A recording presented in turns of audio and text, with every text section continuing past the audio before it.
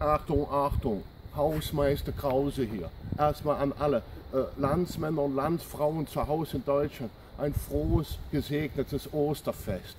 Es ist ja bei uns nicht mehr alles so, wie es war. Es ist ja ein fürchterliches Durcheinander.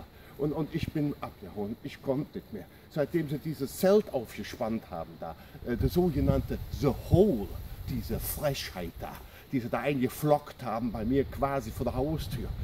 Da stehen sie da, auf der Messekreis. Und Sie müssen sich vorstellen, was die da tun. Also da sind Artisten, die schwingen sich pudelnackig durch die Lüfte und tun sich im Fluge unsittlichst berühren. Da ist einer, der ist halb Mensch, halb Bonnie und der rast durch die Zuschauer und fällt die Leute an. Die machen sich keine Vorstellung. Und da habe ich gesagt, das war jetzt das Pünktchen auf dem I. Das ist nicht mehr meine Stadt und nicht mehr mein Land. Nee, da bin ich weg, ausgewandert in tropische Gefilde. Ja, da bin ich nun. Ich will nicht sagen, dass das alles ideal ist hier. Oh nein, das will ich nicht sagen. Hier ist auch jede Menge, gucken Sie her, hier ist jede Menge Unordnung, gerade in der Tropen. Ne? Aber wir haben eine schöne hier Mischbetonpfeiler gezogen, eine schöne Draht hier und eine Zaun, wie sich das hier hört. Den bringen wir die deutsche Kultur hier.